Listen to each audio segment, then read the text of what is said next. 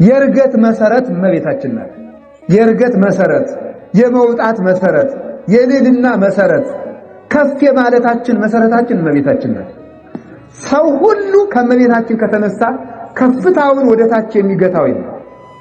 እንኳንስ የኛ ሰውነት የአምላክ የለበሰው ሰውነት እንኳን ልዕልናውን የጀመረው ከእመቤታችን ነው። ወደ ሰማይ መውጣት የሚፈልግ ሁሉ ከእመቤታችን ይነሳል። ክርስቶስ የሥጋን እርገት ከእመቤታችን አንስቶ እንዳደረገው ማለት ነው። የእርገት መጀመሪያ፣ የከፍታ መጀመሪያ ከእመቤታችን ነው። የውድቀት መጀመሪያ ደግሞ ከየት ይጀመራል ብትሉኝ፣ ያው ለምሳሌ አንድ እመቤታችን ከየት አንስታ ወደ ላይ ያደረሰችውን አባ ጊዮርጊስን ሳስበው በጣም የሚደንቀኝ ትምህርትን ቢውሎት 7 ዓመት መከረውን ሲያይ ነበር። ከዚያም በላይ ደግሞ እሱም ቢያለው ፊደል ሀ ጭምር ቢትለው ነበር።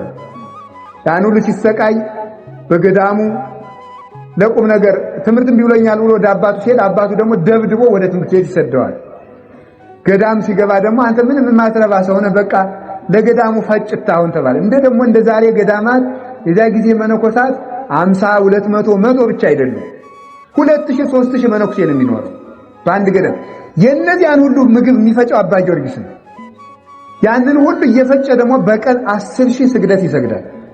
እመቤታችን ደጅ እየጸና ከስዕሏ ፊት እያለቀሰ እኔ ለምከብርበት ለምገንበት ዕውቀት ስጭኝ አላልኩም፣ አንቺን የማመሰግንበት ምስጋና እማትሰጪ ለምንድን ነው ይላል። ይህንን ሲል አንድ ቀን ምን አደረገችው? የኪሩቤል የኡራኤልን ጽዋ ይዛ መታ አጠጣችው። የመጀመሪያው የዕውቀት መጀመሪያው እሷ ስለሆነች የመጀመሪያ ድርሰቱን ኆኅተ ብርሃን የብርሃን በር ለጊዜው ከድንቁርና ጨለማ ተመልከቱ። ለዚህ ነው ስናመሰግን ቅዱስ ባስልዮስ በደረሰው በሊጦን ምስጋናችን ዘአውጽአነ እምጽልመት ውስተ ብርሃን ምያእምሮ ውስተ አእምሮ ሙስና ውስተ ዘይማስን ብለን እግዚአብሔርን እናመሰግነው። ከጥፋት ወደ ሕይወት፣ ከጨለማ ወደሚደነቅ ብርሃን፣ ከድንቁርና ወደ ዕውቀት ያወጣን ማን? እግዚአብሔር። ስለዚህ ለጊዜው ወደ ዕውቀት ብርሃን የመጣውብሽ በር አንቺ ነሽ። ለፍጻሜው ደግሞ ብርሃን ክርስቶስ የወጣብሽ ስለሆነ አንቺ የሕይወት ብርሃን አለ። የብርሃን በር አለ።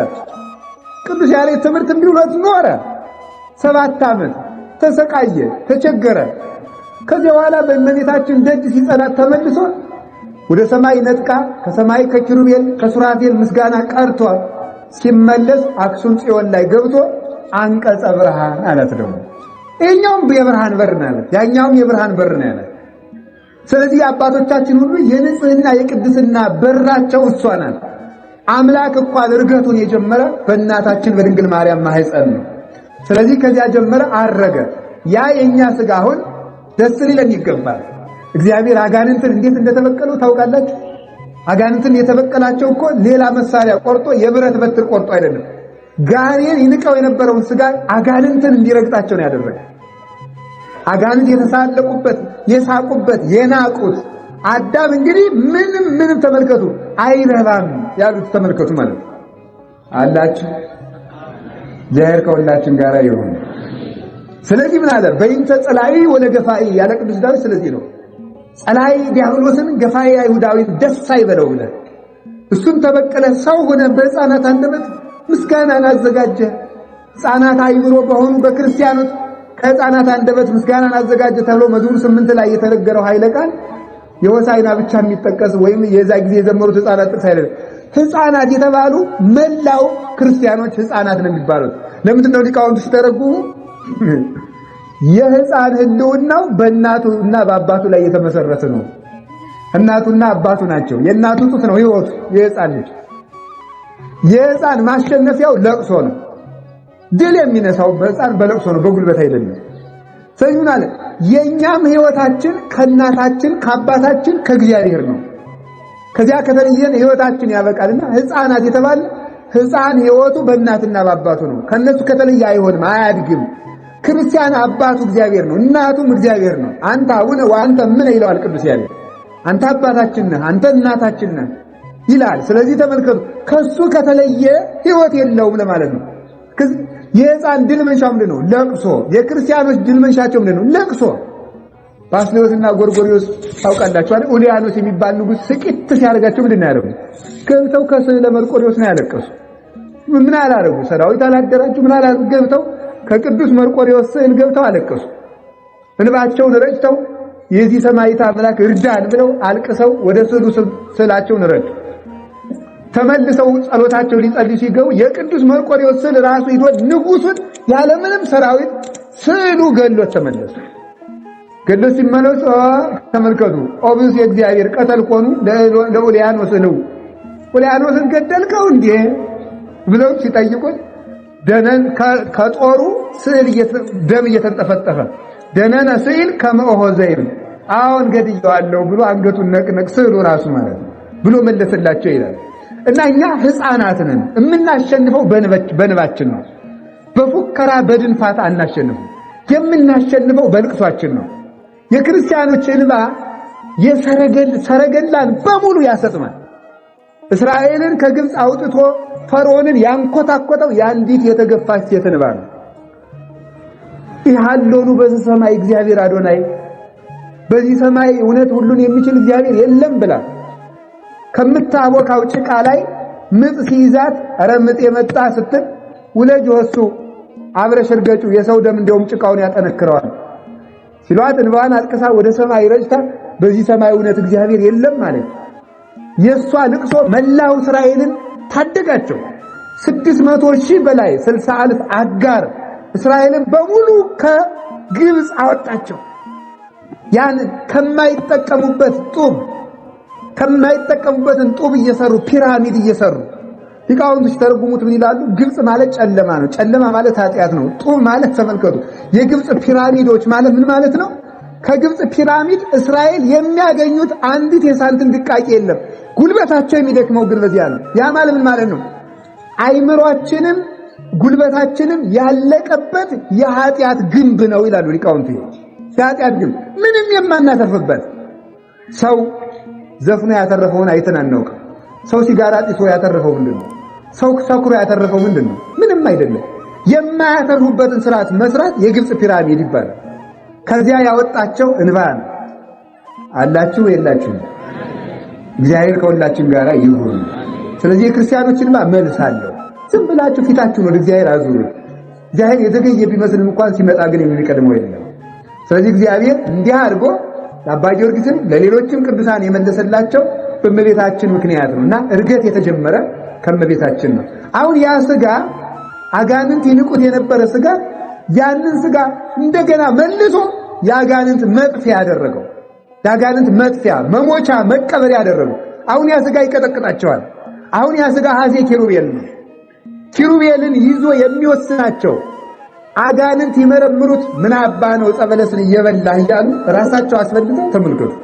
መጀመሪያ ይላል አባ ጊዮርጊስ ሰይጣን ኃጢአትን እንዲሰሩ ያስጎመጃል። ከዚያ በኋላ ወምዝ ያቀድም አስተዋድዮ እንዲሁ ገርማል።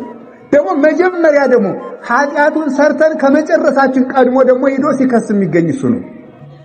ራሱ ያሰራውን የአዳምን ስጋ ማን ጸበለስን ብላድ እያለ እየመረመረ እስኪ ተናገር እያለ እየቀጠቀጠ በረቂቅ መዶሻ ይኖር አጋንንት የሚመረምሩት የነበረ ስጋ ዛሬ በእግዚአብሔር ቸርነት በድንግል ማርያም ማኅፀን በተደረገ ተዋሂዶ ሕሊና መላእክት የማይመረምሩት ይልቁንም እሱ የሚመረምራቸው ሆኗል። ተመልከቱ። ሀበ ዘይበጽሖ ሕሊና ሰብ ወይ ዘመላእክት አይምሮ ሕሊና መላእክት ተመልከቱ፣ የማይመረምረው ሕሊና ሰብ የማይደርስበት ሆኗል። ከቃሉ ጋር ናችሁ።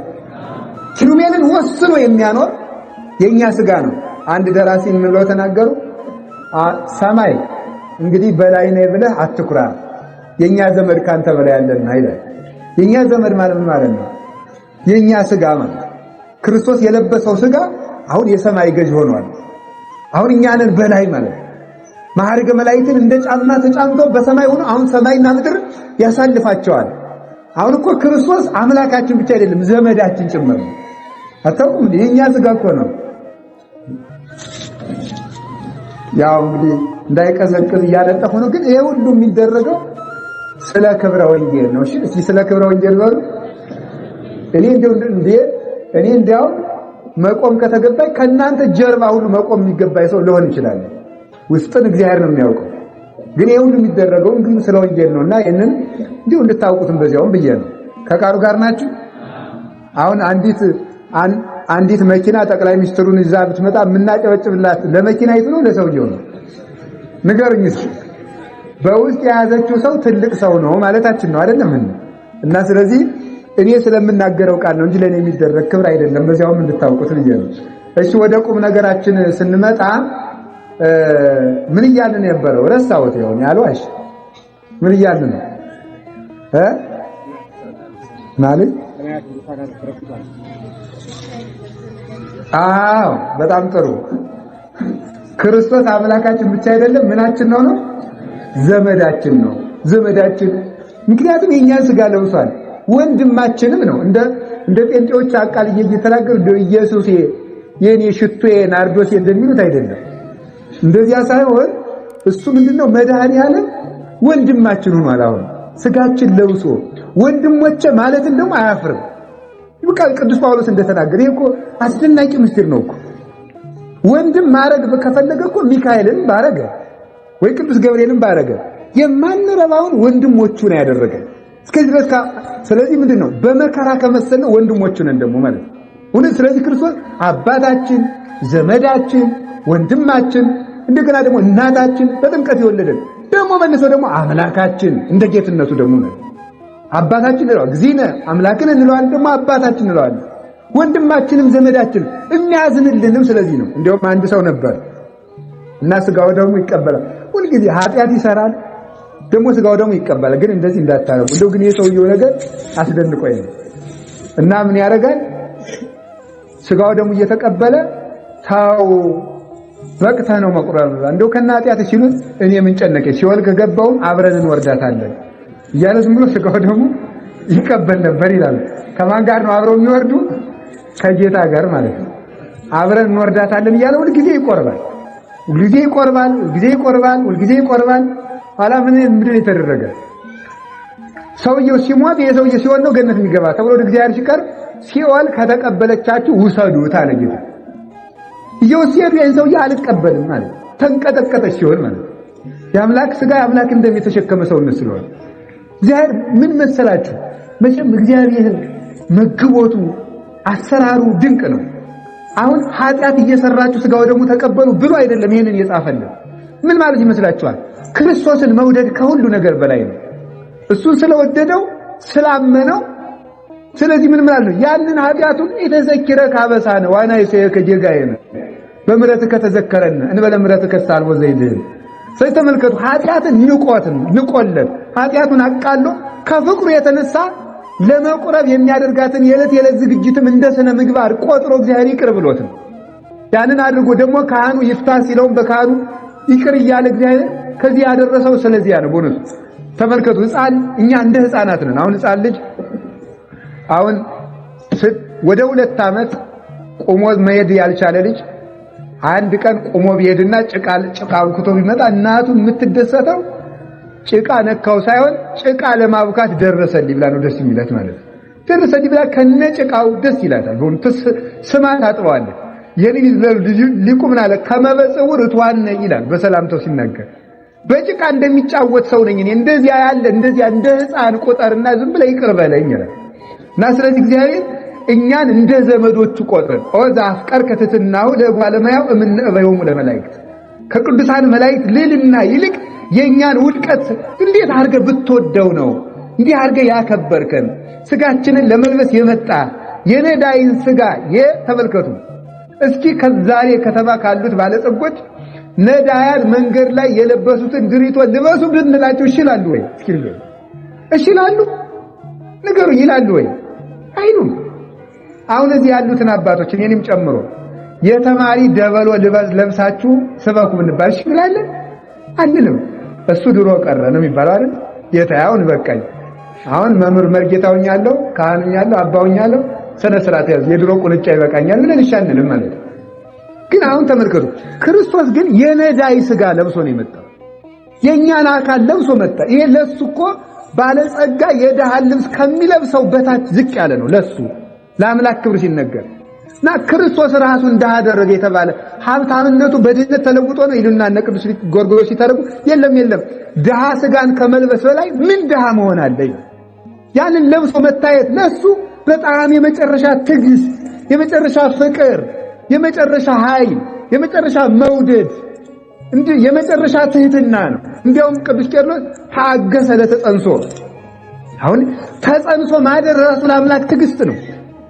በ15 ዓመት ብላቴና ማህፀን ውስጥ ሰማይና ምድርን በእጁ የያዘ መኑ ዘሰፈሮ ለቀላይ በስዝሩ ባሕርን በፍኙ የሚሰፍር ጌታ በአንዲት ብላቴና ማህፀን ውስጥ 9 ወር ኖረ። የትዕግስት ነው። እንዴት ይቻላል? ሰፊ ቤት የለመደ አልሰማችሁም? አሁን ደግሞ ምሳሌ ቀለል ያለ ምሳሌ ላምጣ። ላይመጥን ይችላል። እናንተ አሁን ሰፊ ፎቅ ያላችሁ ወይም ሰፊ ትልቅ ቤት ያላችሁ ሰዎች ቤቱን ለማደስ ፈልጋችሁ እንዴ ዝም ብሎ በአራት ዶርም ውስጥ ቆዩ ብትባል እኔ ተጨናንቄ ልሞት። ለጎረቤት ስታወራ ሴትዮ ሰፊ ቤት ለምጄ ይገርምሻል እንደው አይምሮው ተጨናነቀ፣ ዕቃው ሁሉ ተሰብስቦ ሊበላ ይደርሷል አትሉ? እንደዚህ እኮ ነው የሚለው ሰው ማለት ነው። በዚህ ለመሰንበት ማለት ነው። ይሄ እኛ በርግጥ ስለሚጠበን ነው፣ አቅምም ስለሚያንሰን ነው፣ ስለምንጨናነቅ ነው። ግን ለእግዚአብሔር ከዚህ በባለጠ ሁኔታ አይመጥነውም። በእኛ ሥጋ ማደር አይመጥነውም። ቸርነቱ ግን እንዲህ ያደርገዋል ማለት እስመ ቅንየትከ ወምልክናከ ይሬሴትከ ከመ ትሳሃል ላዕለ ኩሉ ፍጥረት። ቸርነትህ ምሕረትህ ብቻ ሰውን ይቅር እንድትል ከሰው ጋር እንድታድር ያደርግሃል። እግዚአብሔር ተመልከቱ በሰማያት በላይ የራቀና የመጠቀ ልዑል ምጡቅ ረቂቅ አምላክ ነው ይልና ቅዱስ ጳውሎስ ሲናገር ግብረ ሐዋርያት ምዕራፍ 17 ላይ ግን ቸርነቱ ከፍጥረት እንዳይርቅ ያደርገዋል። ምናልባትም የሚፈልጉት ያገኙት ዘንድ ከፍጥረቱ የራቀ አይደለም። ባለጸጋ ነው፣ ከድሆች ጋር አለ። ማንም ነፃ የማያወጣው ነፃ ነው፣ ከታሰሩት ሰዎች ጋር በእስር ቤት ውስጥ አለ። እሱ ርስት ነው፣ ከስደተኞች ጋር አለ። እሱ ህብስት ነው፣ ከተራቡት ጋር አለ። እሱ ዳኛ ነው፣ ከተገፉት ጋር አለ። ከተወሰኑት ጋር ሁሉ አለ። ዕውቀት ከጎደለባቸው ሰዎች ጋር ሁሉ አለ። ከተናቁት ሰዎች ጋር አለ። ከፓትርያርኩ ጋር ያለውን ያህል ከአንዲት ተራ ምዕመን ጋር አለ። ይሄ ደስ አይላችሁ? በጣም ነው እኮ ደስ የሚለው። ከሊቀ ጳጳሱ ጋር ያለው እግዚአብሔር እኩል ከኔ ጋር አለ በቸርነቱ። ይሄ ደስ ይለኛል በእውነቱ። ትልልቅ ሰዎችና እኛ በቤት ተለያይተን በእግዚአብሔር ግን አንድ ነን። ይሄ ደስ ይለኛል በእውነቱ ማለት ነው። በቤት የተለያየን ትልልቅ ሰዎች ላይ በቃ ትልልቅ ሰዎች ነገስታት ሊሆኑ ይችላሉ እነሱ፣ እግዚአብሔር ግን እኩል ከኛ ጋር አለ። ደግሞ በቅድስና ከበለጣችሁ ደግሞ ከናንተ ቅዳሴ ሲቀደስ ልንገራችሁ። እሺ ልንገራችሁ፣ ችግር የለም። ቅዳሴ ሲቀደስ ካህናቱ ቅዳሴ ገብተው ትርጓሜ ላይ ስለሚሰማ ለምን እንሸሸዋለን? መንገር ነው እንጂ ቅዳሴ ሲቀደስ ካህናቱ ሳይገባቸው የቀደሱ ከሆነ ካህናቱ የተቀበሉትን ሥጋው ደግሞ መልአከ እግዚአብሔር በጉጠት ቀምቶ ለሕዝቡ ያቀብላቸዋል። ሳይገባቸው ቂም ይዘው የሚቀድሱ ከሆነ ወይም እንዲያ ከሆኑ እነሱ የተቀበሉ ይመስላቸዋል። ካህናቱ ግን ቀምቶ ከሕዝቡ የተዘጋጀ ሰው ካለ ምን ያደርጋል ይላል? ለሕዝቡ ያቀብላቸዋል።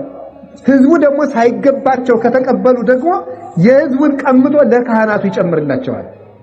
ከካህናቱ ለበቁት ከሁሉም አንድ የበቃ ከተዘጋጀ የሁሉን ቀምቶ ለዚያ ይጨምርለታል። እንደው ከሕዝቡም ከካህናቱም ሳይገባው የቆረበ ካለ የሁሉንም ቀምቶ በረሃ ለወደቁ ባይታውያን ያቀብላቸዋል። እዚያ ያቀብላቸዋል ማለት አላችሁን? እግዚአብሔር ከዚህ ይሰውራል። ስለዚህ እግዚአብሔር ከየትኛውም ሰው ጋር በምግባር ከበለጣችሁ ደግሞ ከካህናትም በበላይ ከሊቃነ ጳጳሳትም በበላይ እግዚአብሔር ከእናንተ ጋር እንዲሆን ማድረግ ይቻላል። እንድትመጻደቁና ደግሞ ኃጢአታችሁን የእኛን ኃጢአት እየቆጠራችሁ በሙቱ ከመነኩሴ እኔ እሻላለሁ ከቄስ እንደዚህ ያላችሁን እንድትሉ አይደለም ይሄንን ያልኩት። ግን ምን ማለት ነው? እግዚአብሔር ከኛ ጋር የሚሆን ትሁት አምላክ ነው። ስለዚህ ከዚህ የተነሳ በትህትናው በሱ ትህትና በሱ መውረድ ሥጋ ከፍ ብሎ የባህሪ አምላክ ሆኗል። መቼ? በጽንሰት። ይህ ተዋሕዶ ይባላል። አላችሁ የላችሁ? እግዚአብሔር ከሁላችን ጋር ይሁን።